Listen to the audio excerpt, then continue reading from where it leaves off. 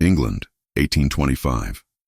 The spring air carried the scent of apple blossoms through the open windows of Winterbourne Manor, mingling with the amber glow of candelabras that cast dancing shadows across walls hung with ancestral portraits. The great hall buzzed with the murmur of England's finest, silk gowns rustling against polished floors, champagne glasses clinking in celebration of a homecoming 12 years in the making. Beatrice Whitley stood at the threshold of the drawing room, her fingers worrying the pale blue ribbon at her waist. At 34, she had long grown accustomed to existing at the margins of society, neither quite belonging nor entirely excluded. The modest cottage at Ivy Gate had been her refuge for 12 years, a gift of obligation from a man she had not seen in 8. "You cannot hide in the doorway all evening," Lady Constance Hartley whispered at her elbow, the widow's warm brown eyes crinkling with gentle insistence. "He has returned, Beatrice. You must face him sometime." "I am not hiding," Beatrice replied, though her voice lacked conviction. "I merely question the wisdom of my presence here. The Duke has his circle, and I have mine. Your circle consists of me, 3 cats, and Mrs. Henderson, who brings your bread on Thursdays," Constance said dryly. "Come, let us find you something stronger than lemonade." The crowd parted as they entered, and Beatrice felt the familiar weight of curious glances. She knew what they whispered, had heard the speculation for years. The Duke's peculiar charity, the convenient widow, the arrangement that raised more questions than it answered. "There is Lady Pemberton," Constance murmured, nodding toward a formidable woman in burgundy silk whose sharp eyes missed nothing. "Still bitter, I see." "She has cause to be," Beatrice observed. Viscountess Pemberton had orchestrated her son George's courtship of the Duke 2 years prior, a campaign that ended in polite but firm rejection. The woman's resentment had only festered since. As if summoned by their attention, the Viscountess swept toward them, her son trailing reluctantly behind. George Pemberton, a pleasant-looking man of 8 and 20, offered Beatrice an apologetic grimace that his mother could not see. "Mrs. Whitley," the Viscountess said, her smile sharp as a blade. "How unexpected to see you at such an intimate gathering. Though I suppose the Duke's old obligations die hard, do they not?" "Mother, please," George murmured, his cheeks coloring. "I was invited by His Grace himself," Beatrice replied evenly, though her hands trembled slightly, "as were many who have supported him over the years." "Supported," the Viscountess repeated, her tone making the word something ugly. "Yes, I imagine you have been most supportive, living so conveniently close all these years." Lady Constance stepped forward, her voice cold as winter frost. "Lady Pemberton, your insinuations do you no credit. Mrs. Whitley is the widow of Captain Thomas Whitley, who served with honor. The Duke's kindness to her reflects well upon his character, not poorly upon hers." The Viscountess opened her mouth to retort when a hush fell over the assembly. Beatrice turned toward the source of the sudden silence and felt her breath catch. Julian Lennox, Duke of Winterbourne, stood at the entrance to the great hall. 8 years had carved lines of experience into his face, but he remained as striking as memory painted him. Tall and broad-shouldered, his black hair showed threads of silver at the temples, and his blue eyes held a gravity that had not been there before. The scar above his left eyebrow, earned in childhood, was a familiar mark that sent an unexpected pang through her chest. "Your Grace," Lord Hartwick, the host's steward, announced. "Welcome home to Winterbourne." Julian's gaze swept the room, acknowledging greetings with practiced grace, until his eyes found hers. For a heartbeat, the noise and movement around them seemed to fade. His expression flickered, something unreadable crossing his features before the ducal mask settled back into place. "My friends," he said, his deep voice carrying effortlessly, "your presence here honors me greatly. 8 years is a long absence, and I am grateful to return to familiar faces and kinder shores than Scotland's wild north offered." Polite laughter rippled through the assembly.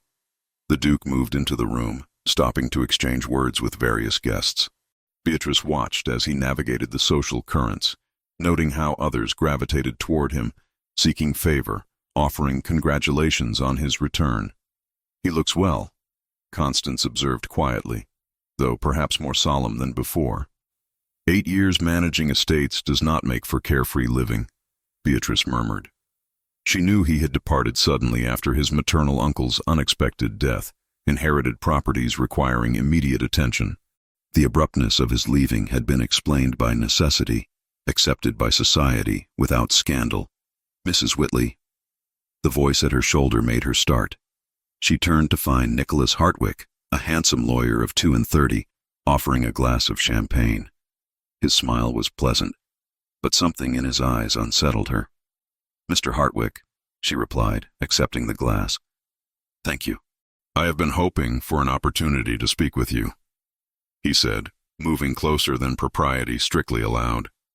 "You are looking most becoming this evening." "You are kind," Beatrice said, stepping back slightly. Lady Constance's eyebrow rose fractionally. Before Nicholas could press his suit further, another gentleman approached, Lord Ashton, asking if Mrs. Whitley might honor him with the next dance. Nicholas's jaw tightened, his hand gripping his own glass until his knuckles whitened. "I fear Mrs. Whitley has already promised me the next set," Nicholas said sharply, though no such promise had been made. Lord Ashton blinked in surprise. "I beg your pardon, I had not realized." "Perhaps the set after," Beatrice interjected quickly, sensing the sudden tension. "If you would be so kind, Lord Ashton." The older gentleman bowed and withdrew, clearly uncomfortable. Nicholas's expression smoothed, but Beatrice had glimpsed something beneath the pleasant facade, a flash of temper that made her uneasy. Across the room, Julian stood with a cluster of local nobility, listening as the Marquis of Fairfax spoke at length about parliamentary matters. Beside the Marquis stood his daughter, Lady Amelia Fairfax, a slender young woman of 22, whose delicate beauty could not quite hide her profound discomfort. Her hazel eyes kept drifting toward the windows overlooking the chapel gardens, where Reverend Philip Hawthorne could be seen tending the roses. "Your Grace," the Marquis said loudly enough for nearby guests to hear, "I trust you received my letter regarding the arrangement we discussed." Julian's expression remained carefully neutral. "I did, my lord. It is a generous proposal." "Generous indeed," the Marquis boomed, clapping a hand on his daughter's shoulder with such force she flinched. "The finest match in England, if I do say so. Two great houses united." Lady Amelia's cheeks flushed with mortification. Julian met her eyes briefly, and something like sympathy passed between them. "I have not yet made my decision," Julian said carefully. "Such matters require considerable thought." Of course," the Marquis replied, though his tone suggested he considered the matter already settled. "But a man in your position, Your Grace, cannot delay these things indefinitely. An heir is essential." The surrounding guests shifted uncomfortably at such blunt talk. Julian inclined his head, neither agreeing nor disagreeing, before excusing himself with perfect courtesy. He moved through the crowd, accepting congratulations and answering questions about his plans now that he had returned. Yes, he would be staying at Winterbourne permanently.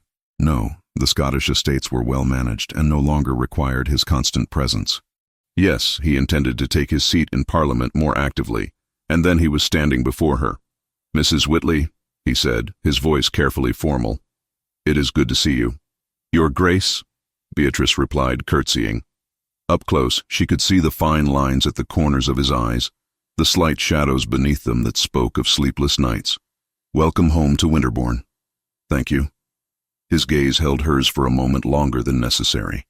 "I trust the cottage remains suitable, if there is anything you require." "The cottage is more than adequate, Your Grace. Your steward has been most attentive to any needs." "Good." He hesitated as though weighing his next words. "I had hoped we might speak privately before the evening ends. There are matters concerning the estate that require discussion." Beatrice's heart beat faster. "Of course, Your Grace. At your convenience." Around them, conversations had quieted, guests straining to overhear this exchange between the Duke and his peculiar dependent. Lady Pemberton watched with narrowed eyes. Nicholas Hartwick's expression had darkened considerably. Even Lady Amelia seemed to be paying attention, her previous distraction forgotten. "Perhaps tomorrow afternoon," Julian said. "If you would call at the manor at 3. "I shall be there, Your Grace." He bowed over her hand, his fingers warm through her glove. The touch lasted only seconds, but Beatrice felt its echo long after he released her and moved away to greet other guests. "Well," Constance murmured, appearing at her side once more. That was certainly observed by everyone in the room. It was nothing, Beatrice said, though her voice wavered. Merely estate business. Of course, Constance agreed, her tone suggesting she believed nothing of the sort. Estate business that requires a private meeting. How perfectly ordinary. The remainder of the evening passed in a blur. Beatrice danced with Lord Ashton, endured Nicholas Hartwick's increasingly possessive attention, and felt the weight of countless speculative glances. Through it all, she remained aware of Julian's presence, the way he commanded attention without effort, the careful distance he maintained from her even as their eyes met across the crowded room time and again. As the clock struck midnight and guests began to depart, Beatrice found herself near the entrance hall, waiting for the Hartley carriage. Julian stood nearby, bidding farewell to the Marquis and Lady Amelia. "Until next week, Your Grace," the Marquis said meaningfully. "I shall expect your answer then." After they departed, Julian turned and found Beatrice watching. For a moment his carefully maintained composure slipped, and she saw something raw in his eyes, longing, regret, something she could not name. Then George Pemberton stepped between them, his mother pulling him away with a sharp word about the late hour, and the moment shattered. "Good night, Mrs. Whitley," Julian said quietly as her carriage was announced. "Good night, Your Grace." As Constance's carriage rolled down the drive toward the cottage, Beatrice leaned her head against the window, watching Winterbourne Manor's lights fade into the darkness. Tomorrow she would face him again, alone this time, without the buffer of society's watchful eyes. The thought filled her with equal parts dread and anticipation. Beside her, Constance said nothing, but reached over to squeeze her hand in silent understanding. Some things, her friend seemed to say, were too complicated for words. The morning following the reception dawned gray and drizzly, the kind of weather that settled into one's bones and refused to leave. Beatrice sat in the small parlor of Ivygate Cottage, a cup of tea cooling in her hands as she stared at the rain-streaked windows. In a few hours, she would face Julian alone, without the protective shield of society's watchful presence. Her mind drifted backward, as it so often did when the present grew too complicated to bear. 12 years ago, she had been a different woman entirely. At 22, Beatrice Whitmore possessed youth and modest beauty, but little else. Her father, the Viscount Whitmore, lay dying in his chambers, consumption stealing his breath one rattle at a time. The creditors circled with increasing boldness, their letters piling high on the hall table. "You must marry," her father had whispered one evening, his voice thin as parchment. "Quickly, Beatrice, before I am gone and there is nothing left to bargain with." "There is no one, Papa," she had replied, smoothing the blankets with trembling hands. No gentleman would take a bride with such encumbrances. But fate, it seemed, had other plans. Lady Harrington, a distant connection, secured her an invitation to a London ball, despite the family's declining fortunes. There, in that glittering assembly, Beatrice met two men who would alter the course of her existence. Captain Thomas Whitley had been all charm and easy laughter, his fair hair gleaming in the candlelight, his smile quick and genuine. A second son with no inheritance and a commission in the infantry. He should have been seeking an heiress, not a penniless viscount's daughter. Yet he sought her out repeatedly that evening, dancing with her twice despite the raised eyebrows such attention provoked. His friend, however, had been another matter entirely. Julian Lennox, Duke of Winterbourne, stood at the edge of the ballroom, his dark eyes observing everything with an intensity that made her uncomfortable. When Thomas introduced them, Julian bowed with perfect correctness, but said little. She noticed, however, how his jaw tightened when Thomas took her hand, how he looked away when she laughed at something his friend said. "Do not mind Julian," Thomas had whispered as they danced. "He takes everything too seriously, always has, even at Eton." The courtship, if one could call it that, lasted 3 weeks. Thomas called daily when he was not drilling with his regiment, bringing flowers picked from who knew where, telling stories that made her forget, briefly, the wolves at her father's door. Julian accompanied him twice, sitting silent and watchful while Thomas entertained her with his wit. Then her father died. The day after the funeral, as Beatrice sat in the now empty house surrounded by inventories of what must be sold to settle debts, Thomas appeared at her door. "Marry me?" he said without preamble. "I leave for the continent in 3 days. My pay is modest, but the widow's pension would at least give you something. A name, protection, a small income. "You do not love me," she had replied, too numb for pretense. "I care for you greatly," he said, and something in his eyes suggested truth. "And I would see you safe. Say yes, Beatrice, please." She said yes. What choice did she have? The wedding took place 2 days later in a small chapel, with Julian standing as witness. She remembered the Duke's expression as Thomas slipped the ring onto her finger, remembered how his hands had clenched at his sides. At the time, she thought it disapproval. Only much later did she wonder if it might have been something else. After the brief ceremony, Thomas drew Julian aside. They spoke in low voices, and then Thomas handed his friend a wooden box, locked and sealed with wax. "Keep this safe," she heard Thomas say. "If something happens to me, give it to Beatrice when the time is right. You will know when." Julian had accepted the box without question, his gaze finding Beatrice across the empty chapel before looking away. Thomas left the following morning. She stood in her borrowed rooms, watching his carriage disappear into the London fog, wearing a wedding ring and a name that felt foreign on her tongue. 6 weeks later, she realized she was with child. The line lay buried on the reverse of a page, in a cramped postscript Thomas had squeezed between dates. Too easy to skip when grief turned their eyes to the bold paragraphs and seals. The pregnancy had been difficult from the start. Sickness plagued her mornings and evenings both. Lady Constance, recently widowed herself, took pity on the new bride and offered companionship. Julian called once, inquiring after her health with careful formality, but did not stay long.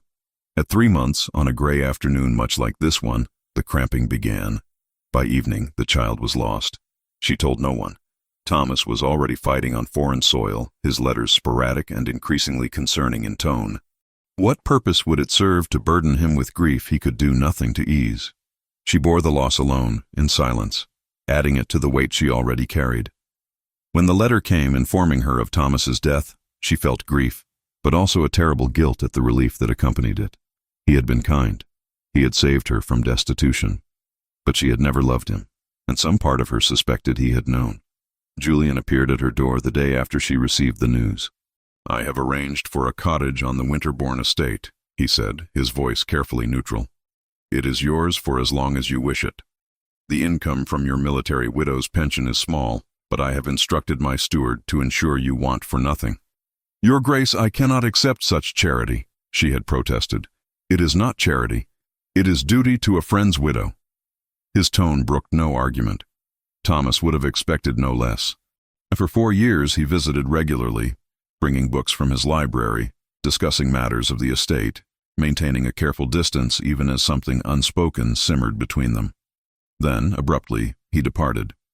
"My uncle has died," he explained when he came to bid her farewell. "The Scottish properties require immediate attention. I do not know when I shall return." 8 years passed with only brief, formal letters exchanged. A knock at the cottage door pulled Beatrice from her memories. She set down her cold tea and moved to answer, expecting Lady Constance or perhaps Mrs. Henderson with bread. Instead, Julian stood on her threshold, rain darkening his coat, his expression unreadable. "Your Grace," she said, stepping back. "I thought we were to meet at 3. "I could not wait," he replied simply. "May I come in?" She gestured him inside, acutely aware of the cottage's modest dimensions, how his presence seemed to fill every corner. He removed his wet coat, and she hung it near the fire to dry. "You wish to discuss estate matters?" she prompted, folding her hands to still their trembling. Julian moved to the window, gazing out at the rain. "That was pretense. I wanted to see you, to speak with you properly, away from curious eyes." Before she could respond, another knock sounded. Beatrice opened the door to find Nicholas Hartwick standing there, his smile bright but his eyes cold. "Mrs. Whitley," he said, then noticed Julian. His expression darkened. "Your Grace, I did not realize you were calling." "Mr. Hartwick," Julian replied, his tone cooling to match. "I was not aware Mrs. Whitley expected other visitors." "I did not," Beatrice said quickly. "Mr. Hartwick, perhaps another time would be more convenient." Nicholas's jaw tightened. He stepped closer, his hand reaching for her arm. "Surely you can spare a moment for an old friend." Julian moved between them smoothly. The lady has indicated now is not convenient. The lady can speak for herself, Nicholas snapped, his pleasant facade cracking. Or does she require the Duke's permission for everything? Mr. Hartwick, Beatrice said firmly, though her heart raced. Please, you must go. Nicholas's hand shot out, gripping her wrist with surprising force. You think you are too good for honest attention now? You prefer ducal crumbs to genuine regard? Julian's response was immediate. He caught Nicholas's wrist, his voice dropping to something dangerous. Release her. Now. For a moment, violence hung in the air between them. Then Nicholas jerked back, his expression ugly with fury. This is not finished, he said, directing the words at Julian but his eyes on Beatrice. Remember that. He stalked away into the rain, leaving a charged silence in his wake. Are you hurt? Julian asked, his hand gentle as he examined her wrist where faint red marks showed. No, she whispered, but he has never behaved so before. I will have him investigated, Julian said grimly. Men who lose their temper so easily often have history of such behavior. Another knock, this time more tentative. Beatrice nearly laughed at the absurdity of so many callers in one morning. She opened the door to find an older man in work-worn clothes, his cap in his hands. Begging your pardon, Mrs. Whitley, he said. I was told I might find His Grace here. I am Edmund Clark, from Thornfield Farm. Julian appeared at her shoulder. Mr. Clark, what brings you in such weather? It is the new law, Your Grace, the farmer said urgently. The one Parliament is debating, about arrendamentos. If it passes, we will lose everything. 40 families on your lands, all of us.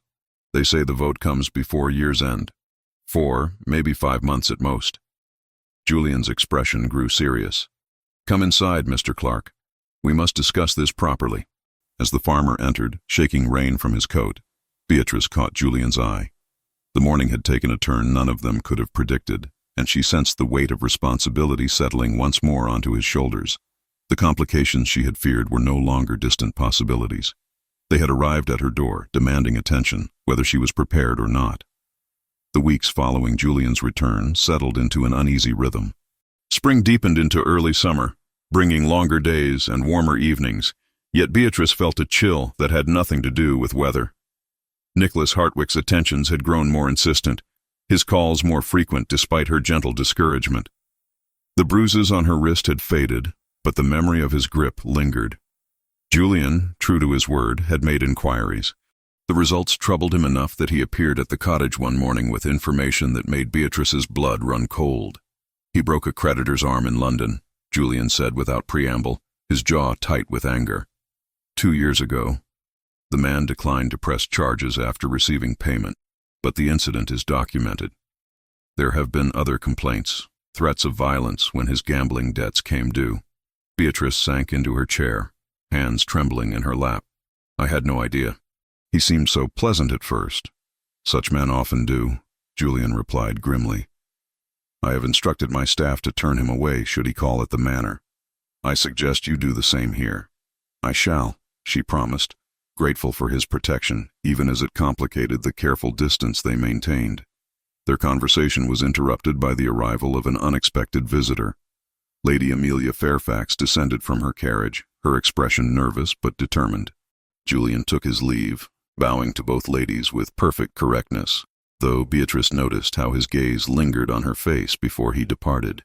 Mrs. Whitley, Amelia began once they were settled in the small parlor, I hope you will forgive this intrusion.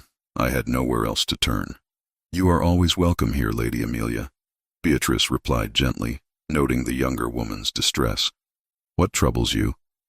Everything, Amelia confessed, tears welling in her eyes. My father has all but signed the marriage contract with the Duke. He speaks as though the matter is settled, though His Grace has given no firm commitment. I cannot bear it. Surely the Duke would not force unwelcome attentions, Beatrice said carefully. No, he has been nothing but kind. That makes it worse somehow. Amelia twisted her handkerchief between her fingers.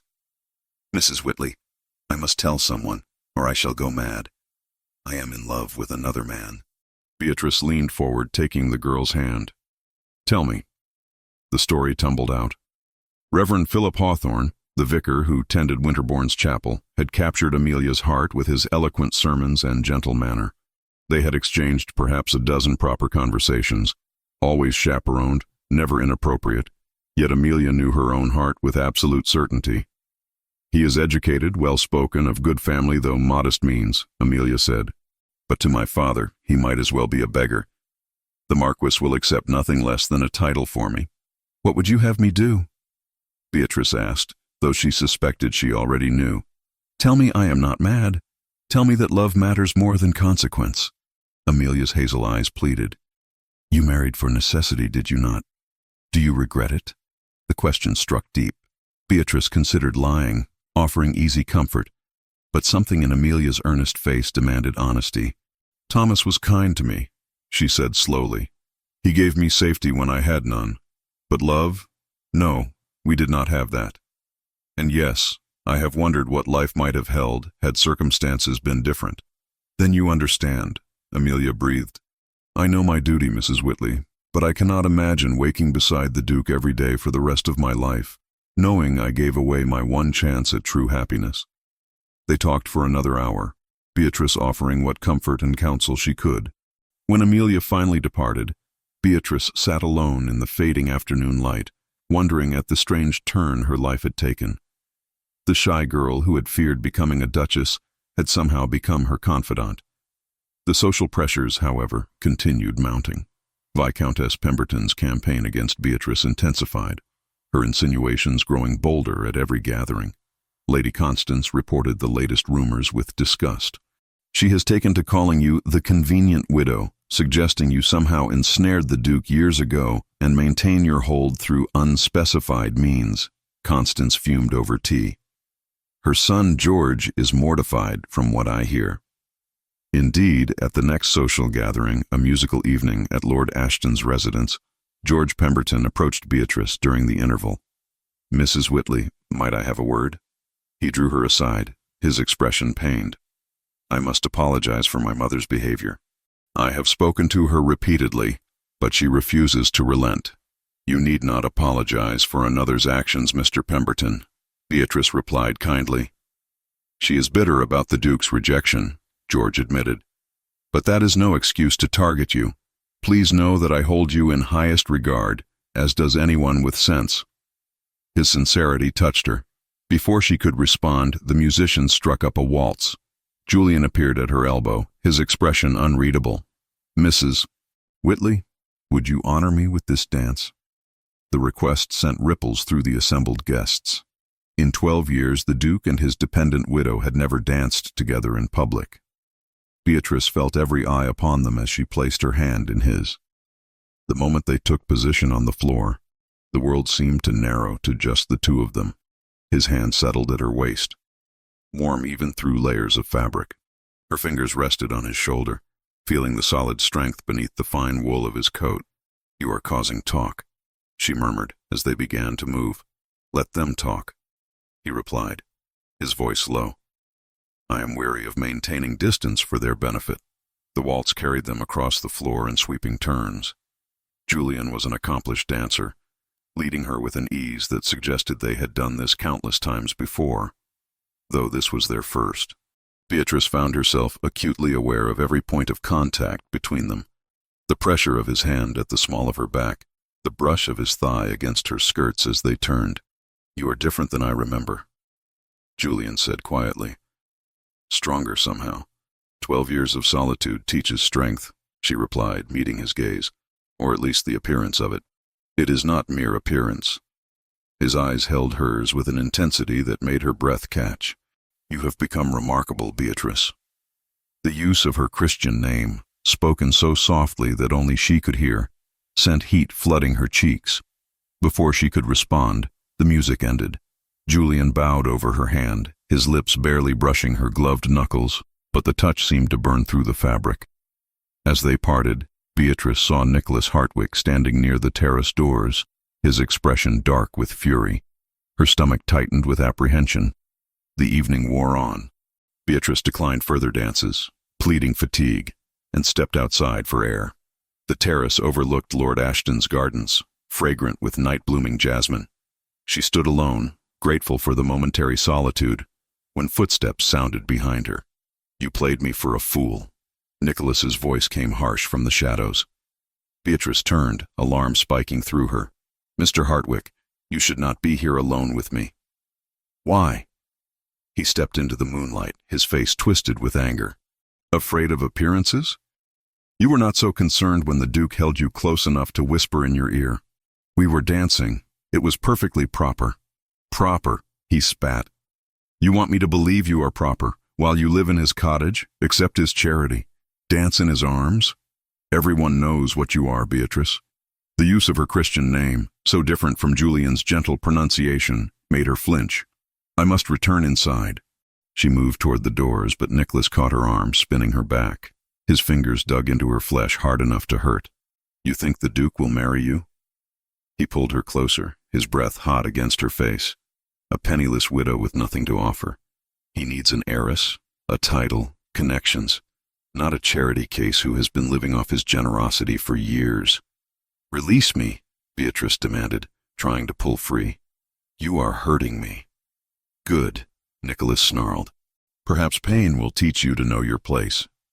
The lady asked you to release her." Julian's voice cut through the night air like a blade. He stood in the terrace doorway, his expression dangerous in its calm. Behind him, several guests peered out curiously. Nicholas dropped her arm as though burned. "Your Grace, I did not realize. That much is evident." Julian descended the steps with deliberate slowness. "I believe Mrs. Whitley's instructions were quite clear. You will leave this gathering immediately and never approach her again. Do I make myself understood? You have no authority over me." Nicholas blustered, though he backed away. "I have enough influence to ensure your legal practice in this county ends tomorrow," Julian replied softly. "Test me and discover how far that influence extends." Nicholas's face drained of color. He cast one last venomous glance at Beatrice before stalking away into the darkness. The watching guests whispered among themselves, speculation running rampant. Julian turned to Beatrice, his anger melting into concern. "Did he harm you?" "My arm," she admitted, and he gently pushed back her sleeve to reveal dark fingerprints already forming against her pale skin.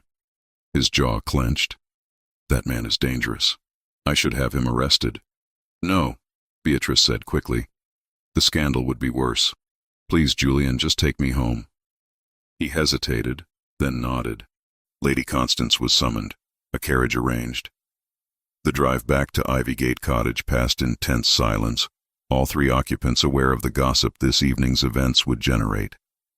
At the cottage door, after Constance had tactfully remained in the carriage, Julian lingered. "Beatrice, I must tell you something. There is a box, left to me by Thomas before he departed. He instructed me to give it to you when the time was right." She looked up at him, confusion warring with curiosity. "A box? After all these years?" "I was not certain before, but after tonight, after everything." He paused, seeming to struggle with words. "I believe the time has come. May I bring it tomorrow?" Beatrice nodded slowly, her mind racing with questions. "Yes, tomorrow." As his carriage disappeared into the night, she stood in her doorway, touching her bruised arm where Nicholas had grabbed her, remembering the gentleness of Julian's hands examining the damage. Whatever that box contained, she sensed it would change everything. The following evening arrived with oppressive humidity, the kind that made candle flames flicker weakly and turned the air thick as cloth. Beatrice sat in her modest parlor, unable to focus on her needlework, her mind circling endlessly around the mystery Julian had promised to reveal. A box, left by Thomas 12 years ago. Instructions to deliver it when the time was right. What time could be more right than death itself? Why had Julian waited so long? The knock came precisely at 8 as promised. Beatrice opened the door to find Julian standing in the gathering dusk, a wooden box tucked under one arm. His expression was grave, troubled in a way she had rarely seen. "Thank you for receiving me," he said quietly. "I know the hour is somewhat irregular." "Come in," she replied, stepping aside. "Lady Constance is visiting her sister in Bath, so I am alone. I hope that does not make this improper." "After 12 years, I think we are beyond such concerns," Julian said. though his tone suggested he wished it were otherwise. What we must discuss requires absolute privacy. He set the box on the small table between them. It was perhaps 18 inches long, made of dark walnut with brass corners, showing the wear of years but still solid. A lock hung from the latch, and Julian produced a key from his waistcoat pocket. "Before I open this," he began, settling into the chair across from her, "I must explain the circumstances under which I received it." Beatrice leaned forward, her hands clasped tightly in her lap. "Please, the morning Thomas departed for the continent, after your wedding, he came to my rooms at dawn." Julian's voice was distant, remembering. "He asked me to keep this safe. His exact words were, 'If something happens to me, give this to Beatrice when the time is right. You will know when.' And you believe now is that time?" "I do." Julian met her eyes. "For 12 years, I questioned his meaning. What constituted the right time? But after recent events, after Nicholas Hartwick's behavior, after watching you grow into someone who can bear difficult truths, I understand." He turned the key in the lock. The mechanism clicked, loud in the quiet room. Slowly, Julian lifted the lid. Inside, nestled in faded velvet, lay several items. Letters tied with ribbon, their paper yellowed with age. A miniature portrait painted on ivory, showing Thomas's smiling face. A dried flower, species long unrecognizable, and beneath it all, a sealed envelope, the wax bearing Thomas's signet. Beatrice's breath caught as she saw the inscription on the envelope, written in Thomas's familiar hand. "To be opened only after my death, for Beatrice and Julian together." "Together," she whispered. "He meant for us to read it together." "So it appears." Julian lifted the envelope with careful reverence. "Shall we?" Beatrice nodded, unable to speak. Julian broke the seal and unfolded several sheets of closely written paper. His eyes scanned the first lines, and she watched his expression shift from curiosity to shock, to something like grief. "Julian," she prompted gently, "what does it say?" He looked up at her, his blue eyes dark with emotion. "Perhaps I should read it aloud." Thomas's words deserved to be heard as he intended them. She nodded again, and Julian began to read, his voice steady despite the tremor she detected beneath. "My dearest Beatrice and my truest friend Julian, if you are reading this, then I have departed this world as I knew I would, sooner rather than later. I must beg your forgiveness for the deception I practiced upon you both, though I hope when you understand my reasons, you might find it in your hearts to grant me grace." Julian paused, clearing his throat before continuing. 6 months before I met Beatrice, I received a diagnosis from 3 separate physicians. The growth in my lungs was inoperable. They gave me less than a year, perhaps only months. I had always known I would not live to old age, had felt the weakness in my chest since boyhood, but to have it confirmed with such certainty was, I confess, devastating. Beatrice's hand flew to her mouth. "He knew," she breathed. "He knew he was dying when he proposed to me." "There is more," Julian said gently, and continued reading. "I made peace with my fate. What troubled me was leaving 2 people I cared for deeply in circumstances neither deserved. Beatrice, facing poverty and ruin through no fault of her own, and Julian, locked in a prison of duty and expectation, too honorable to claim what his heart clearly desired." Julian's voice faltered on those words. He stopped, staring at the paper as though it might rearrange itself into something less painful. "Go on," Beatrice whispered. "Please." He swallowed hard and continued. "I realized the truth the night of Lady Harrington's ball, the night I met you, Beatrice. I watched Julian watch you. I saw the way his entire body tensed when I asked you to dance, the way his hands clenched when you laughed at something I said. I saw how you blushed whenever his name was mentioned, how you avoided looking directly at him, as though afraid of what you might reveal." Beatrice felt heat flood her face. Had she been so transparent? Had Thomas seen what she herself had barely acknowledged? "I saw 2 people," Julian read on, his voice rougher now, "who belonged together but would never admit it. Julian, bound by honor and friendship to me.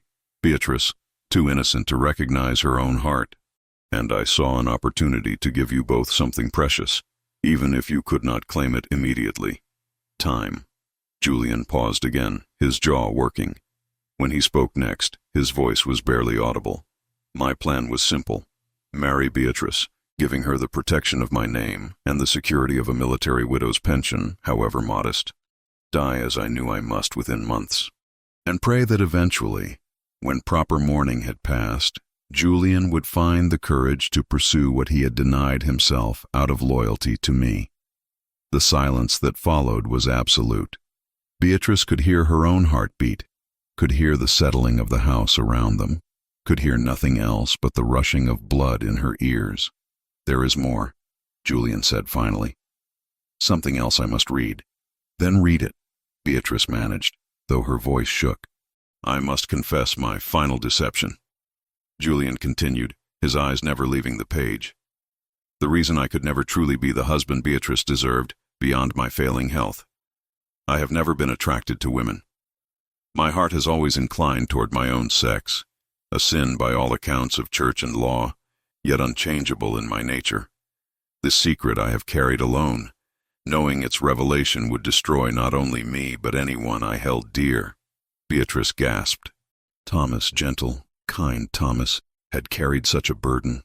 The marriage saved us both, Julian read, and now his voice cracked completely. Beatrice from destitution and disgrace, myself from questions I could not answer, from a life I could not live without constant fear of discovery. If I have wronged you both, I am sorry, but I could see no other path that preserved your futures while protecting my truth. Julian set down the first page, his hands trembling slightly as he picked up the second. The final section is addressed to me specifically. Read it, Beatrice said, tears streaming down her face now. He meant for me to hear.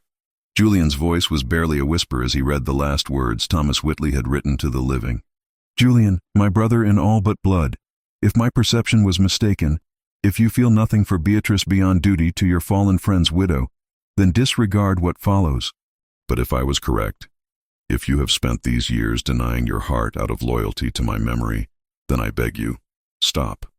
Love her as she deserves to be loved. Give her the happiness I could never provide. My death was always certain. Let it not also be the death of your chance at joy. Be brave enough to claim what your honor prevented you from pursuing. And Beatrice, if Julian proves too stubborn, too bound by ghosts and duty, remind him that true friendship does not demand eternal sacrifice. It demands that we honor those we love by living fully, not by entombing ourselves in grief. I go to whatever waits beyond with no regrets. Only hope that my final gift to you both, each other, will not be squandered. With all my love, Thomas. The paper slipped from Julian's fingers, floating to rest on the table between them. For a long moment, neither could speak. The weight of Thomas's confession, his careful planning, his selfless manipulation, settled over them both. He knew, Beatrice said finally, her voice breaking. From the very beginning, he knew. He gave you a name and protection, Julian replied hoarsely.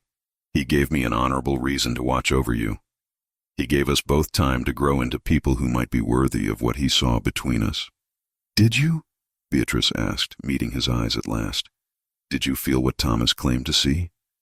Julian stood abruptly, moving to the window, his back to her. She watched the rigid line of his shoulders, saw his hands clench at his sides. Julian, she pressed gently. The letter asks for honesty. Can you give me that much? I do not know what I felt then, he said finally, his voice strained. I know only that watching Thomas court you felt like swallowing broken glass, that seeing him slip that ring onto your finger was the worst moment of my life up to that point, that when he died my grief was compounded by guilt, because some small, shameful part of me was relieved. He turned to face her, and she saw tears on his cheeks, the first she had ever witnessed from the composed Duke of Winterbourne. I left because I could not trust myself near you. Because every time I saw you, I wanted to confess things that would dishonor Thomas's memory and my own conscience.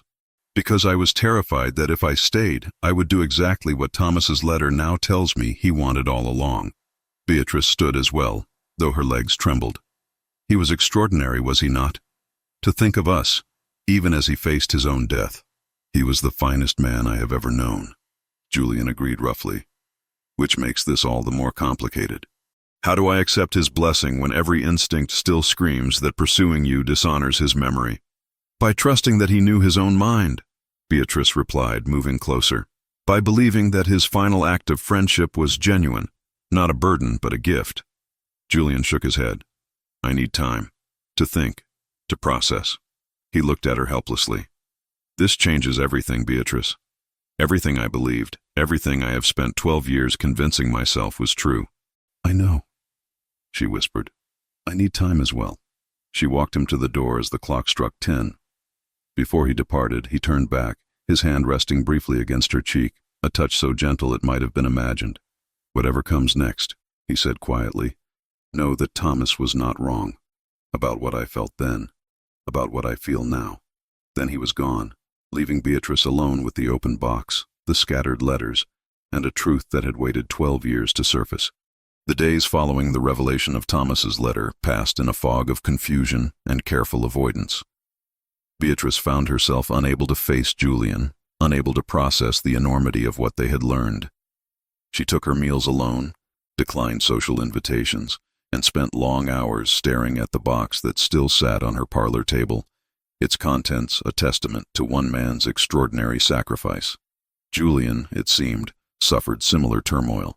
Lady Constance reported seeing him riding across the estate at odd hours, his expression haunted, speaking to no one.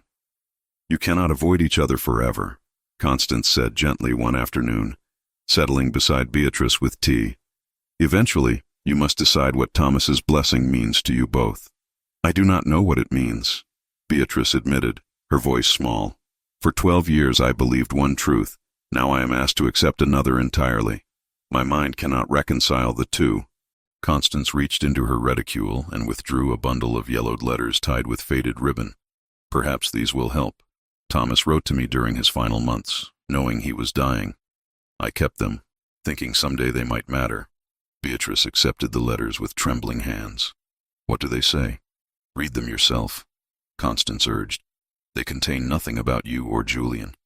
Only details of his illness, his pain, his fears. But they show the progression of a man coming to terms with death. They may help you understand his state of mind when he made his plans. Beatrice spent that evening reading Thomas's words to Constance.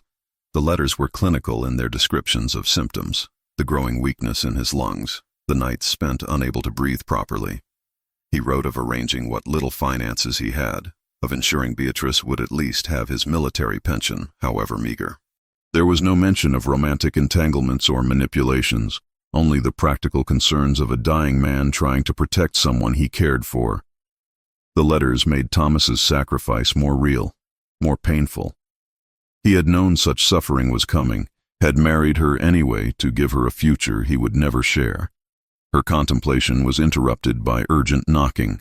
She opened the door to find Mr. A.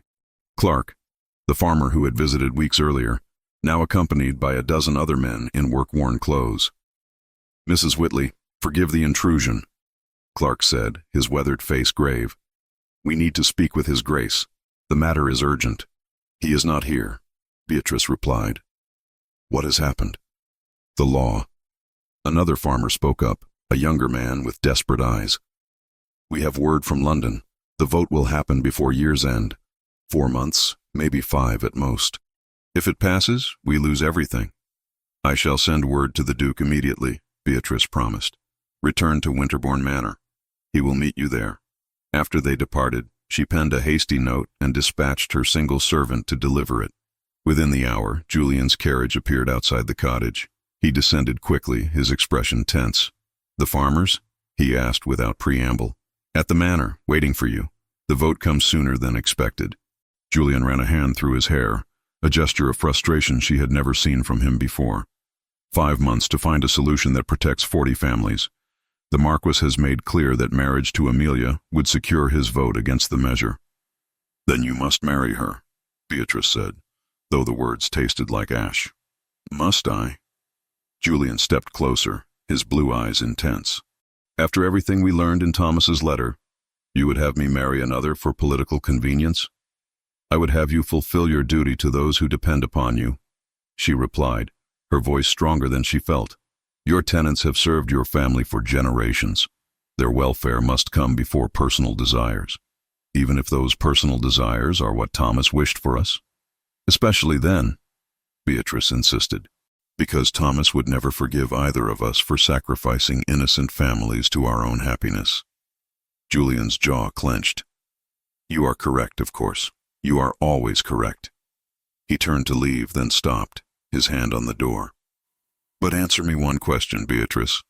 Not as the Duke asking his dependent, but as a man asking the woman he has loved for 12 years. If the farmers were not at risk, if there were no political consequences, would you want me? The silence stretched between them, heavy with unspoken truths. Beatrice's heart thundered in her chest. She thought of Thomas's letter, his blessing, his hope that they would find courage. She thought of the way Julian's touch made her breath catch, the years of careful distance that had hidden something deeper. Yes, she whispered finally. God help me, yes. Julian crossed the room in 3 strides, catching her face between his hands. For one breathless moment she thought he might kiss her. Instead he pressed his forehead to hers, his breath ragged. I have loved you since the night Thomas introduced us, he said hoarsely. I told myself it was impossible, that honor demanded silence. When you married him, I thought I would die from it. When he died, the guilt nearly destroyed me. I left for Scotland not because my uncle died, but because I could not trust myself near you. Every visit, every conversation, every moment in your presence was agony and ecstasy combined. Julian, she breathed, her hands coming up to rest against his chest. I came back because 8 years of absence changed nothing. I thought time and distance would cure me. Instead, seeing you again, older and even more beautiful, braver and stronger than the girl I remembered, I knew I would love you until my last breath. Tears streamed down Beatrice's face. Then what do we do? How do we honor both Thomas's wishes and your duty? I do not know, he admitted, pulling back slightly. But I had to tell you. I had to speak the truth aloud at least once. He wiped her tears with his thumbs, his touch unbearably gentle. Beatrice Whitley, will you marry me?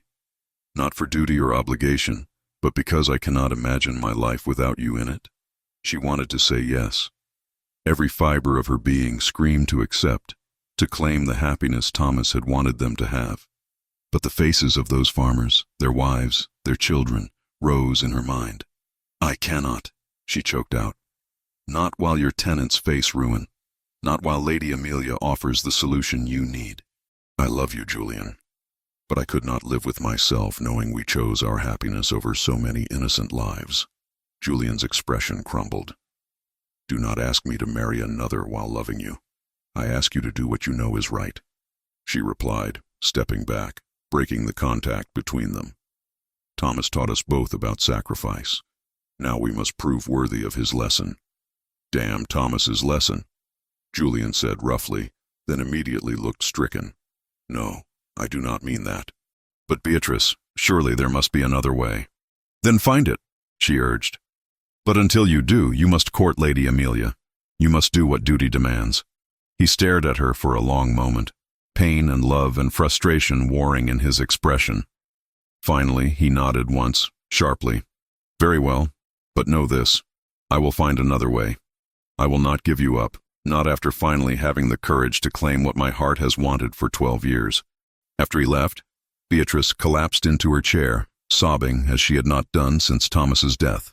Lady Constance found her there an hour later and held her while she wept, offering no platitudes, just silent understanding. What neither of them knew was that servants talk, and news of the Duke's visit spread quickly. By the following morning, Nicholas Hartwick had heard every detail from a maid he had bribed weeks earlier. His rage knew no bounds. If he could not have Beatrice, he would ensure the Duke paid dearly for taking what should have been his. The rumors began circulating before noon. Whispers that the convenient widow had finally ensnared her protector, that Thomas's letter was an elaborate forgery designed to legitimize their long-suspected affair. Nicholas's carefully planted suggestions found fertile ground in society's eagerness for scandal. By evening, half of London believed that Beatrice and Julian had been lovers for years, and that poor Thomas had died never knowing of their betrayal. The scandal erupted with the force of a summer storm. Within days, Nicholas Hartwick's poison had spread through every drawing room in the county. The whispers became accusations, the speculation transformed into certainty in the minds of those eager to believe the worst. Beatrice first learned the extent of the damage when Lady Constance arrived at the cottage, her face ashen. "They are saying the letter is a forgery," Constance said without preamble. "That you and Julian conspired to create justification for a liaison that has existed for years. That poor Thomas died never knowing he was betrayed by his dearest friend and his own wife." Beatrice felt the blood drain from her face. "But that is madness. Thomas wrote that letter. His hand, his seal, his words. Truth matters little when scandal is more entertaining," Constance replied bitterly. "Lady Pemberton is leading the charge naturally. She has convinced half of society that the Duke's protection of you all these years was payment for services rendered." The cruelty of it stole Beatrice's breath. That Thomas's final act of love should be twisted into something sordid, that his blessing should become evidence of their supposed guilt. Worse came 2 days later when Baron Whitley arrived unannounced at Winterbourne Manor, demanding an audience with both Beatrice and the Duke. Julian sent word immediately, and Beatrice arrived to find the drawing room filled with tension thick enough to choke. Baron Whitley was a man of 60 years, his face carved with lines of grief and anger. He stood rigid near the fireplace, his hands clenched behind his back. "Your Grace," he said with icy formality as Beatrice entered. "Mrs. Whitley, I demand to see this letter that supposedly exonerates your shameful behavior." "Baron Whitley," Julian replied, his voice dangerously quiet. "I understand your distress, but I will not tolerate accusations made without evidence." "Evidence?" The Baron's face flushed crimson. "The evidence is 12 years of inappropriate arrangement. My son dies, and his widow immediately becomes your dependent. You visit her regularly, provide for her comfort, and now conveniently produce a letter granting permission for what every decent person can see has already occurred." "How dare you?" Beatrice said, her voice shaking with fury.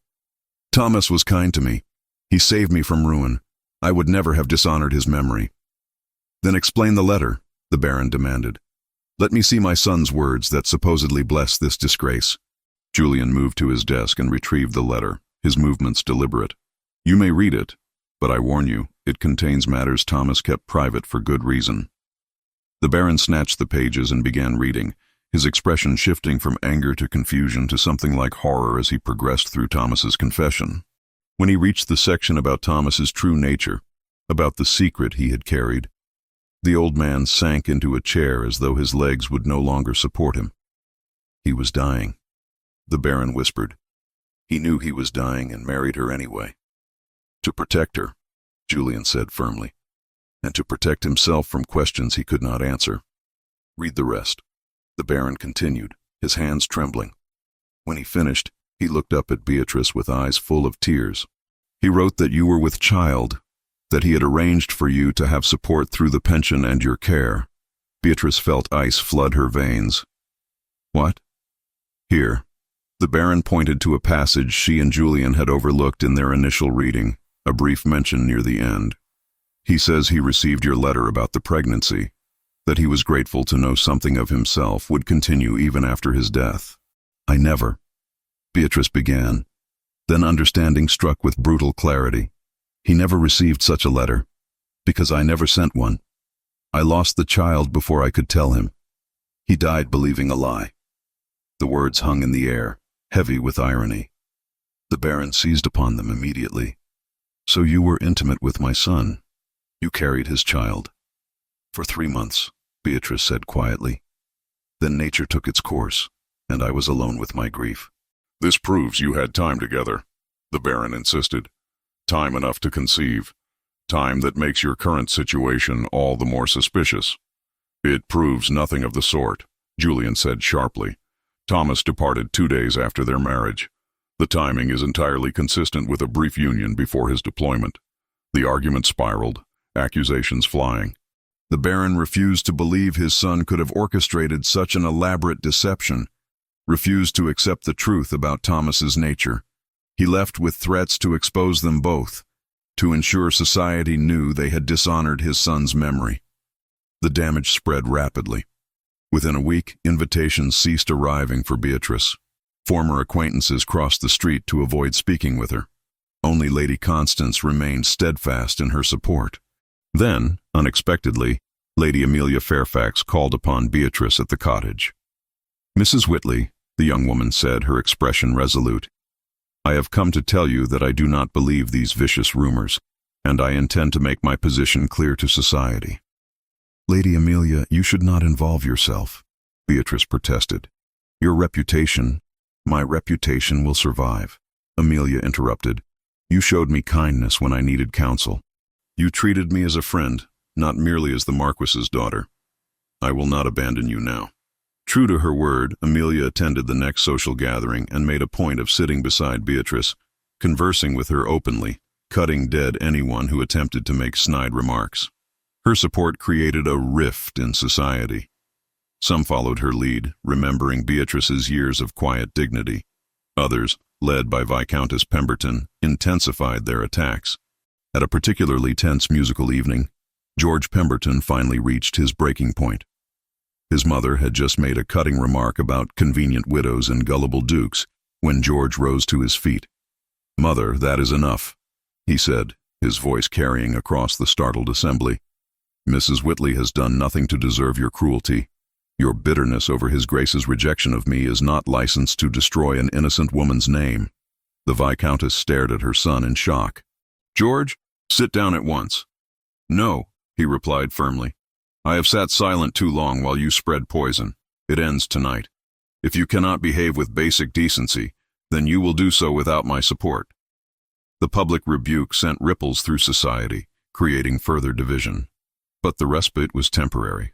3 nights later, a violent storm rolled across the countryside, bringing lashing rain and howling winds.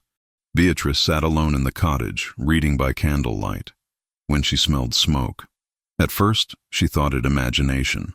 Then she saw tendrils of gray curling under the door from the rear of the cottage.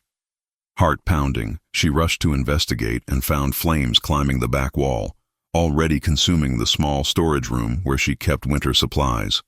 She ran to the front door, flinging it open, screaming for help into the storm. The nearest house was a quarter-mile distant, too far to reach before the fire spread. She turned back, desperate to save Thomas's letter, grabbing the metal box from the parlor table. The smoke grew thicker, choking her. Flames licked along the ceiling. She stumbled toward the door, her vision darkening at the edges, when strong hands caught her, pulling her into the rain. "I have you," Julian's voice said urgently. "You are safe now." She collapsed against him, coughing violently. Through streaming eyes, she saw Mr. Clark, the farmer, organizing men with buckets, though the cottage was clearly beyond saving. "How did you know?" she gasped. "Clark was checking the estate fences in the storm and saw someone running from your cottage just before flames appeared," Julian explained, his arms supporting her weight. "We came immediately." "Someone?" Beatrice repeated. "Not an accident?" "No accident," Clark confirmed grimly. "I saw him clear as day when lightning struck. That lawyer, Hartwick, he was carrying something that looked like a lamp." Even as they spoke, 2 of Julian's groundskeepers emerged from the darkness, dragging a struggling figure between them. Nicholas Hartwick fought their grip, his face wild with desperation. "Let me go," he snarled. "You have no right." "You set fire to Mrs. Whitley's home," Julian said, his voice cold as death. "That gives me every right." Under questioning, with the box recovered and the letter proven intact within its metal shell, Nicholas's control shattered. He confessed everything: the bribed servants who reported on Beatrice's movements, the deliberate spreading of rumors, the fire intended to destroy evidence, and perhaps the woman herself. "She should have chosen me," he raged as the constable was summoned. "But she wanted the Duke, wanted his money and title. I would have given her everything." "You would have given her bruises and fear," Julian replied with contempt. "Now you will give her justice." Nicholas was taken away into the storm, his shouts fading into the thunder. The cottage, however, could not be saved. Beatrice watched flames consume 12 years of her life, the modest sanctuary that had sheltered her, reduced to smoldering ruin by dawn. By noon, the village magistrate had heard sworn statements from Clark and the groundsman, admitted Hartwick's hooded dark lantern, its shutter still warm, pitch-stained, and entered charges of arson and attempted murder. The constable sealed the lantern and the scorched oil can under wax with the court stamp. Hartwick's own words, taken down by the clerk, read like a rope he tied himself. Julian insisted she stay at the manor house while alternative arrangements were made. Society's reaction to this development was predictable. Outrage from those already convinced of impropriety. Sympathy from those who saw a woman left homeless by a madman's jealousy. But the damage to her reputation remained. Nicholas might be imprisoned. The letter might be proven genuine, yet whispers persisted. The convenient widow had finally achieved what they believed she had always wanted: residence under the Duke's roof. As Beatrice stood at the window of her temporary chambers in Winterbourne Manor, watching the sun rise over the remains of her cottage, she wondered if any amount of truth could overcome society's appetite for scandal, or if she and Julian were destined to be forever tainted by suspicions they could never fully dispel. The days following the fire passed in a strange suspension of reality. Beatrice occupied the West Wing guest chambers at Winterbourne Manor, her burns healing slowly under the careful ministrations of the household physician. The damage had been moderate, blistering along her arms where she had fought through the flames to reach the door, but nothing that would leave permanent scarring. Julian hovered near her recovery with an attentiveness that both warmed and troubled her heart. He brought books from his library, sat reading quietly while she rested, ensured her every comfort was attended. The enforced proximity created an intimacy they had carefully avoided for 12 years, and Beatrice felt her resolve weakening with each gentle touch, each concerned glance. "You must stop this," she told him one afternoon as he adjusted the curtains to keep harsh sunlight from her eyes.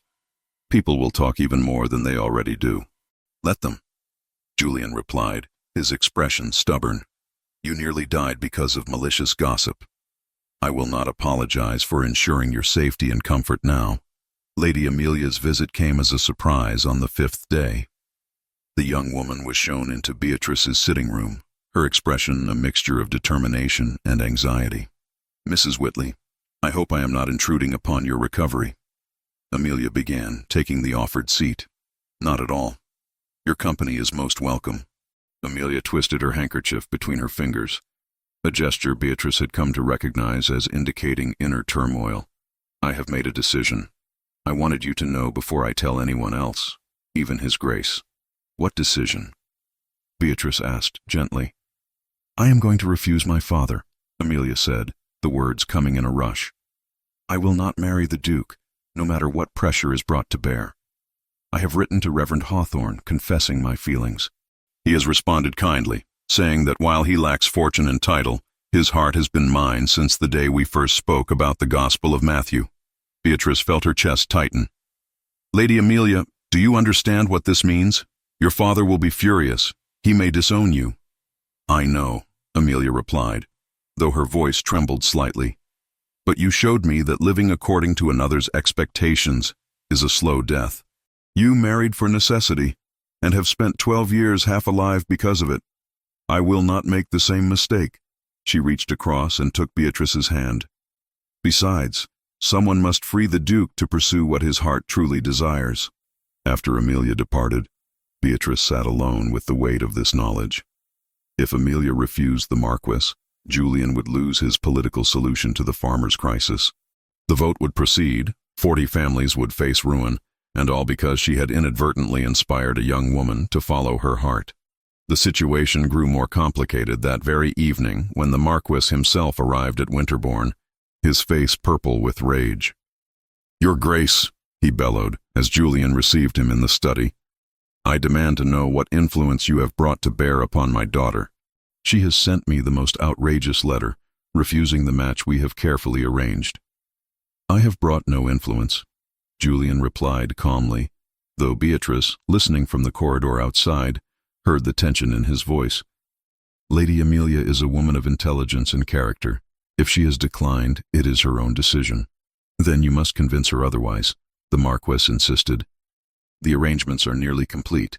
The announcement was to be made next week." "I will not coerce an unwilling bride," Julian said firmly. "If Lady Amelia does not wish to marry me, I respect her choice." "Then you are a fool," the Marquis spat. "Without this alliance, you lose my support in Parliament. That law your tenants fear, it will pass, and there is nothing you can do to stop it." The threat hung in the air. Beatrice heard Julian's controlled breathing, could imagine the battle waging behind his composed facade between duty to his dependents and his own desires. "I understand the consequences," Julian said finally. They do not change my position. 2 days later, as Beatrice's health improved sufficiently to leave her chambers, she was asked by Julian to review a list of the affected tenant families. He wanted to ensure no one had been overlooked in whatever arrangements might still be made. "The papers are in my study," he explained, escorting her through the manor. "On the desk near the window. I must speak with my steward about the autumn planting, but I shall return shortly." Beatrice entered the study alone, moving to the massive oak desk that dominated the room. The list of families lay atop other documents, and as she lifted it, several pages slipped free, falling to the floor. She bent to retrieve them and found herself staring at legal documents bearing impressive seals and elaborate script. Her eyes scanned the text almost against her will. Deed of purchase for lands adjacent to Winterbourne. Transfer agreements for tenant leases. Solicitor's notes. A neat marginal hand summarized the heart of it. The bill's enforcement applied only to tenancies registered under the West Riding Sessions. Leases reissued beyond that jurisdiction remained outside its remit. About jurisdictional boundaries and the limitations of parliamentary law. All dated from weeks earlier, some from before the fire, before the scandal, before she had rejected Julian's proposal. He had been working on this all along, while she believed he was trapped between duty and desire, while she had nobly refused him to protect his tenants. He had been quietly arranging an alternative that would require neither marriage to Amelia nor sacrifice of the families who depended upon him. The door opened behind her. Julian entered, stopping short when he saw the documents in her hands. "You have been working on this for weeks," she said, her voice shaking. "Before you even proposed to me, you were finding another way." "Yes," he admitted simply. "Why did you not tell me?" Beatrice demanded. "I refused you because I thought the farmers had no other protection. I thought I was making a noble sacrifice." Julian moved closer, his expression pained. "Because the solution was not guaranteed. The purchase required approvals that might not come. The legal transfer of leases across jurisdictional lines had never been tested. If I raised hopes and then failed, the disappointment would be worse than never knowing an alternative existed. But now?" She gestured to the documents. "These are signed, witnessed, dated. Most consents are already in hand," Julian said, indicating ribbons of different colors. "Blue for the Lord Lieutenant's acknowledgement, green for the county clerk's registry, red for each tenant's countersignature. We staged work crews in both counties a week ago. The moment the magistrate stamps these, wagons can roll." "The final approvals came through yesterday," Julian replied. "I was going to tell you tonight. Beatrice, the tenants are safe. The land purchases are complete. The transfers will be finalized within 8 weeks, well before Parliament votes.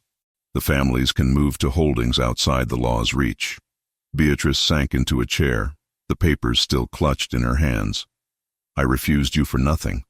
I sent you away, broke both our hearts, all for a crisis you were already resolving." "Not for nothing," Julian said fiercely, kneeling beside her chair. "You refused me because you believed it was the right thing to do, because you put others' welfare above your own happiness. That is who you are, Beatrice. It is one of the 1,000 reasons I love you. But the cost," she whispered, "to both of us, was worth it to see your strength, your compassion, your selflessness." He took her hands, documents and all. "The solution I found was inspired by you. You asked what would happen if we simply moved the families rather than trying to change the law. That question led me to explore land purchases, to discover the jurisdictional loophole. You helped me find this answer, even as you believed there was none." Before Beatrice could respond, voices sounded in the corridor. Mr. Clark and a delegation of farmers had arrived, asking to speak with the Duke. Julian squeezed her hands once more before rising to greet them. The farmers filed in, their faces showing the strain of months spent dreading winter and displacement. Clark stepped forward, his weathered hands holding his cap. "Your Grace, we have heard rumors about land purchases, about new holdings." His voice was tentative, afraid to hope. "Is it true?" Julian gestured to the documents Beatrice still held. "It is true, Mr. Clark. Every family currently holding leases on Winterbourne land will be offered new tenancies on properties I have purchased in the adjacent county, beyond the reach of the new law. The terms will match your current arrangements. No family will lose their home or livelihood. The silence that followed was absolute. Then Clark's face crumpled, tears streaming down his weathered cheeks. "You would do this? Spend your fortune to protect us?" "It is not a matter of would, but have done," Julian replied. "The contracts are signed. The transfers begin next month. You are safe. All of you." The farmers surged forward, clasping Julian's hands, thanking him with broken voices and undisguised gratitude. Beatrice watched from her chair, seeing her husband in a new light. Not the remote duke who had left for Scotland, not even the passionate man who had confessed his love, but something more complete. A man who used his power and wealth not for personal gain, but for protection of those who had no voice of their own. After the farmers departed, Beatrice remained in the study, wrestling with impossible choices. Julian had freed her from the burden of refusing him. The tenants were safe. Lady Amelia would marry her vicar. Every practical obstacle had been removed, yet scandal still clung to them both. Society whispered that they had dishonored Thomas's memory. Her presence in Julian's home, even in recovery from attempted murder, fed the gossip mills. If they married now, their union would forever be tainted by suspicion, and worse, Julian's reputation might suffer enough to damage his ability to protect others in future. The solution came to her with terrible clarity. She must leave, not just the manor, but Winterbourne entirely. Only distance could begin to repair the damage to both their reputations. If she publicly rejected Julian, claimed that her presence had been purely circumstantial and temporary, society might eventually forgive them both. She spent the following day composing letters and making arrangements with Lady Constance, who provided a letter of reference for a governess position in Cornwall. By evening, Beatrice had secured passage on a coach departing in 3 days. The execution of her plan required one final public appearance. Lord Ashton was hosting a dinner party that very night, and both she and Julian had been invited. Most expected them to decline, but Beatrice accepted, requesting Julian escort her. The assembled guests fell silent when they entered together. Whispers followed them to their seats. Beatrice endured the appetizer course, the fish course, making polite conversation that felt like grinding glass. Then, as the main course was served, she rose to her feet. "Ladies and gentlemen," she said, her voice steady though her hands trembled, "I must address the unfortunate speculation that has surrounded His Grace and myself these past weeks." Julian's head snapped up, his expression alarmed. "Beatrice, you need not—" "Please," she interrupted gently. "Allow me this." She turned back to the watching crowd. "Captain Thomas Whitley was my husband. He was kind and generous to me in ways I can never repay. His memory is sacred to me, and it always shall be.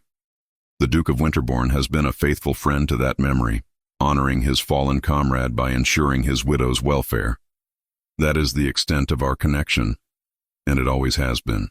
She saw Julian's face pale, saw him begin to understand what she was doing. "I have accepted a position as governess to a family in Cornwall," she continued. "I leave in 3 days. His Grace's obligations to me and mine to his household will end with my departure. I thank him for his kindness these 12 years, and I wish him every happiness in his future marriage and family." The words fell like stones into still water, creating ripples that would spread far beyond this room. She curtsied to Julian, then to the assembled company, and departed before anyone could react. Julian caught her in the entrance hall, his hand closing around her wrist. "Do not do this," he said urgently. "Do not throw away what we have found." "What have we found?" Beatrice asked, tears streaming down her face. "Scandal and accusation? The desecration of Thomas's memory? Your reputation damaged, perhaps irreparably?" "I do not care about my reputation.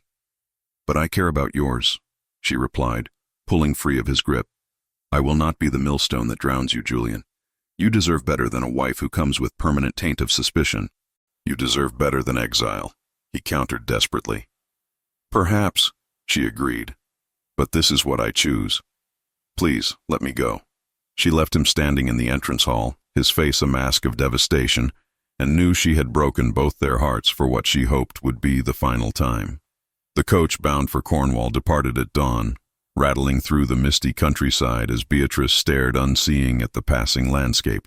Lady Constance's letter of reference lay folded in her reticule, a passport to a new life, far from scandal and heartbreak. She had done the right thing, she told herself repeatedly. Julian was free now to restore his reputation, to marry appropriately, to live without the shadow of their tainted connection.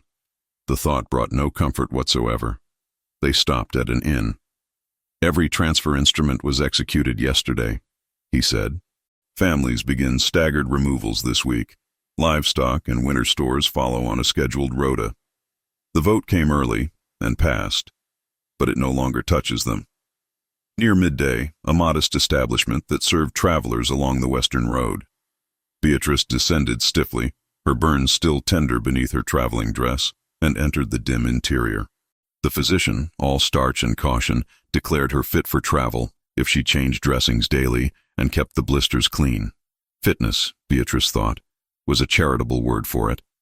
The innkeeper's wife showed her to a small parlor where she might take refreshment while the horses were changed. She had just accepted a cup of tea when hoofbeats thundered into the courtyard outside. Through the window she saw a rider dismount with reckless haste, his dark coat mud-splattered, his hair disheveled. Her heart stopped. Julian burst through the door, his chest heaving, his eyes wild until they found her. "Thank God," he breathed. "I thought I might not catch you in time." "Julian, you should not be here," Beatrice said, rising on trembling legs. We agreed." "We agreed to nothing," he interrupted, crossing the room in 3 strides. "You made a pronouncement and fled. That is not agreement, Beatrice. That is cowardice." She flinched at the word. "I'm trying to protect you." "I do not want your protection," Julian said fiercely. "I want your love. I want your hand. I want to wake beside you every morning for the rest of my life, and I will not let you sacrifice our happiness to gossip and speculation." "But your reputation is mine to manage," he cut her off. "Do you know what I have spent the past 2 days doing? Not grieving your departure, not accepting your noble sacrifice. I have been ensuring that the farmers' transfers are completed ahead of schedule. Every family moved to their new holdings yesterday. The parliamentary vote came early and the law passed, but it no longer matters. Our people are safe." Beatrice stared at him. "Already? But you said 8 weeks. I said 8 weeks to be cautious. With enough motivation, it could be done in 8 days. His expression softened slightly. "You provided considerable motivation. That changes nothing about the scandal," Beatrice protested weakly. "Actually, it changes everything." Julian pulled a letter from his coat. "This arrived yesterday from Lady Amelia. She has refused her father and married Reverend Hawthorne in a quiet ceremony. The Marquis has disowned her, but she writes that she has never been happier. She thanks you for showing her that courage matters more than consequence." Tears pricked Beatrice's eyes. "She married him. She actually found the strength. As must we," Julian said, taking her hands. "Beatrice, I have loved you for 12 years. I have wasted 8 of them in exile, afraid of what society might think, bound by obligations that no longer exist. Thomas's letter gave us his blessing. The farmers are protected. Lady Amelia has chosen her own path. Every practical obstacle has been removed. The only thing standing between us now is your fear." "I am not afraid," she whispered. "Then what are you?" "Terrified," she admitted, her voice breaking. "Terrified that I will fail you, that I will be the wife who destroyed your good name, the scandal that follows you forever. That our children will hear whispers about their mother's impropriety, that you will one day regret choosing me." Julian cupped her face between his hands, his thumbs wiping away the tears that now flowed freely. "Listen to me carefully. There is nothing, absolutely nothing, that could make me regret you. Not scandal, not gossip, not the entire weight of society's disapproval. You are worth every whisper, every raised eyebrow, every cut direct we might face. And our children, should we be blessed with them, will know that their parents chose love over convention, courage over comfort." "Julian," she breathed, her resolve crumbling. "Come back with me," he urged. "Not as my dependent or my obligation, but as my wife. Let us stand together against whatever comes, the way Thomas hoped we would. Please, Beatrice, choose us. Choose me." She looked up into his beloved face, saw the desperate hope there, the love he had carried for so long. She thought of Thomas's letter, his final gift to them both. She thought of the years stretching ahead, lonely and safe in Cornwall, or uncertain but together at Winterbourne. Yes, she whispered. God help us both. Yes. Julian's kiss was everything she had imagined and nothing she had prepared for, gentle and fierce at once, tasting of rain and hope, and 12 years of denial finally ending. When they broke apart, both were breathless, and the innkeeper's wife was clearing her throat pointedly from the doorway. "Begging your pardon, Your Grace," the woman said with barely suppressed amusement. "But there is a proper room upstairs if you need privacy for such discussions." "That will not be necessary," Julian replied, not taking his eyes from Beatrice. "We are returning to Winterbourne. Immediately." The ride back seemed to take both forever and no time at all. Julian kept Beatrice before him on his horse, one arm wrapped securely around her waist, her head resting against his chest. They spoke little, but words felt unnecessary. The decision had been made. Everything else would follow. They arrived at Winterbourne to find Lady Constance waiting, her expression knowing. "I see you found her, Your Grace." "I did," Julian replied. "And this time, I am not letting her go." The following days brought unexpected developments. Baron Whitley appeared at the manor, his face haggard, but his bearing humble. Lady Constance had shown him additional letters from Thomas, medical correspondence that proved the progression of his illness beyond any doubt. Confronted with irrefutable evidence of his son's suffering and sacrifice, the old man's anger crumbled into grief. "I was wrong," he said to Beatrice, his voice thick with emotion. "Thomas kept his secret to protect those he loved, including me. I should have trusted his character rather than society's poison. I am sorry, Mrs. Whitley, truly sorry." "He loved you," Beatrice replied gently. "He spoke of you in his letters with great affection. He would want you to know that." The Baron's blessing, when it came, carried weight. If Thomas's own father accepted the truth of the letter and supported the match, society's objections began to seem petty by comparison. The wedding took place in Winterbourne's private chapel, a small ceremony attended by those who truly mattered. Mr. Clark and the tenant farmers came, bringing flowers from their new fields. Lady Amelia and Reverend Hawthorne served as witnesses, the young bride glowing with happiness that made her even more beautiful. Lady Constance wept openly, and even George Pemberton attended, having finally severed ties with his bitter mother. The Viscountess Pemberton, faced with losing her son entirely, was eventually forced to acknowledge Beatrice in public, a stiff curtsy that cost her visible pain but satisfied propriety. George's quiet ultimatum had achieved what years of arguing could not. News came that Nicholas Hartwick had been sentenced to 15 years imprisonment for arson and attempted murder. The sentence brought closure, if not comfort. Society's acceptance came gradually, won not through words but through Julian's actions. His protection of the tenant farmers, his rejection of political expediency for moral courage, his evident devotion to his wife, these things spoke louder than scandal. Those inclined to gossip found themselves increasingly isolated, while those with character rallied. 6 months after the wedding, Beatrice stood in Winterbourne's library, one hand resting on her rounded belly. The child growing within her was both miracle and terror, memories of her first pregnancy never far from her thoughts. But Julian's constant presence, his tender care, his absolute conviction that all would be well, helped quiet her fears. "You are brooding again," Julian observed from his desk, setting down his pen. "I am contemplating," she corrected, moving to settle in the chair beside him. "There is a difference." "Ah, my mistake." He reached over to cover her hand with his. "And what weighty matters occupy your contemplation this afternoon?" "How fortunate we are," she admitted. "Despite everything that might have destroyed us, we are here, together, with child, with friends and home and hope." "Fortunate indeed," Julian agreed, "though I prefer to think we earned this through sheer stubborn persistence." A knock interrupted them. Mr. Clark entered, cap in hand but face bright. "Begging your pardon, Your Grace, Mrs. Whitley. I wanted to report that all 40 families are settled now. The harvest looks promising. The children are thriving in the new school we built. We cannot thank you enough." "You thank us by flourishing," Julian replied. "That is all the gratitude we require." After Clark departed, Julian and Beatrice sat in companionable silence, his hand still covering hers. both watching the late afternoon sunlight paint gold across the ancient books lining the walls. "Shall we visit Thomas?" Beatrice asked softly. "I feel we should tell him how everything turned out." They walked together to the small cemetery where Thomas Whitley lay beneath an old oak tree, his stone simple but dignified. Julian carried flowers from the manor gardens while Beatrice leaned against him, both grieving and grateful for the man who had loved them enough to set them free. "Thank you," Julian said quietly to the stone, "for everything, for your friendship, your sacrifice, your wisdom. We will live worthy of your gift."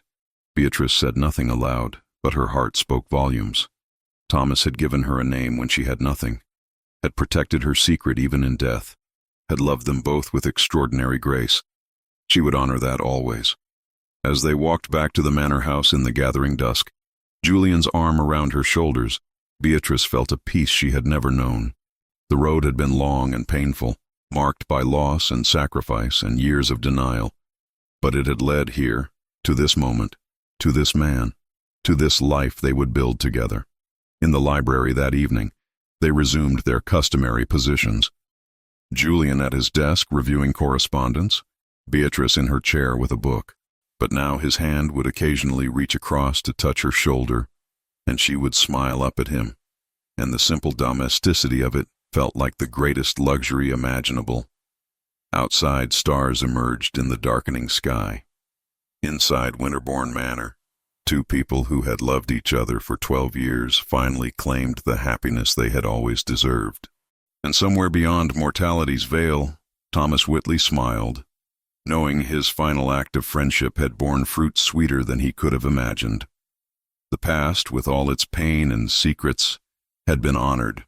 The future, uncertain but shared, stretched before them bright with promise. And in the present moment, in the quiet library with its leather-bound books and crackling fire, love had finally come home. Weeks later, a notice appeared in the Morning Gazette, a retraction from Baron Whitley, acknowledging new testimony and the magistrate's findings, regretting that grief made a tyrant of me. It was not warmth, but it was a door unbarred. Society, ever eager for direction, duly found a new scandal to feed upon.